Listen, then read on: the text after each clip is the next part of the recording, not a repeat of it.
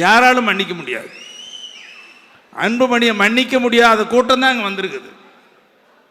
அன்புமணி துரோகம் சாதாரண துரோகமா? இங்கே சகோதரி ஸ்ரீகாந்தி பேசுனாங்க, மற்றவங்களாம் பேசுனாங்க.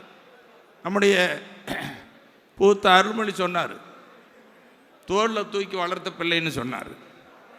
ஐயா இயக்க ஆரம்பிச்சப்ப என்ன செஞ்சுட்டு இருந்தாரு? எங்கே போயிருந்த?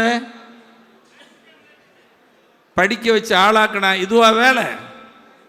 ஒரு கும்பலை வச்சுக்கிட்டு தினமும் செய்தி போடுறது, அவதூறுப்படுத்துறது, அவமானப்படுத்துறது, இதையெல்லாம் தாங்கி கொண்ட மருத்துவரையா அவர்கள் இனியும் நான் பொறுக்க மாட்டேன், துணிந்து நிற்கிறேன், மீண்டும் மறுபிறவையோடு உங்களை சந்திக்க வந்திருக்கிறேன்னு சொல்லியிருக்காரு.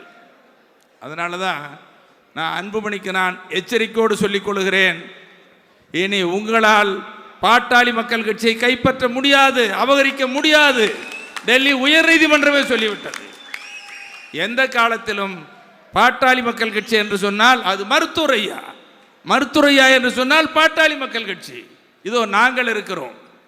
இந்த ஜி.கே. மணியை பொறுத்த வரைக்கும் போற்றினாலும் தூற்றினாலும் என்னுடைய வாழ்வும் என்னுடைய பற்றும் என்னுடைய லட்சியமும் மருத்துவரையா மருத்துவரையா மருத்துவரையா என்று இந்த ஜி.கே. மணி சொல்லுவது மட்டுமல்ல, இங்கே வந்திருக்கிற நீங்களும் சொல்கிறீர்கள்.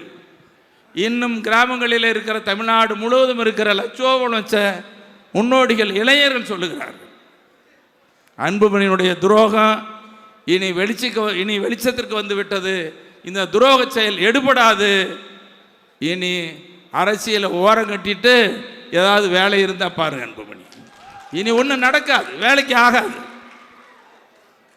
என்ன நியாயம்? இது அநியாயம் இல்லை? நீதிமன்ற தீர்ப்பு, நாங்களாம் நீதிமன்றத்துக்கு போயிருந்தோம்.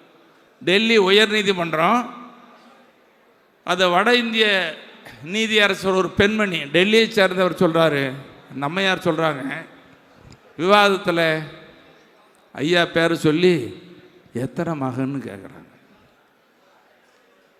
நம்ம தரப்பு வழக்கறிஞர் சொல்கிறாரு ஒரே மகன் தான் அப்படின்னு சொன்ன உடனே, இந்த ஒரு மகன் அப்போட சேர்ந்து செயல்படுறது தானே. ஒரு டெல்லியில் இருக்கிற உயர்நீதிமன்றத்தினுடைய நீதியரசர் ஒரு பெண்மணிக்கு தருகிற உணர்வு பெத்த மகனுக்கு இல்லையே.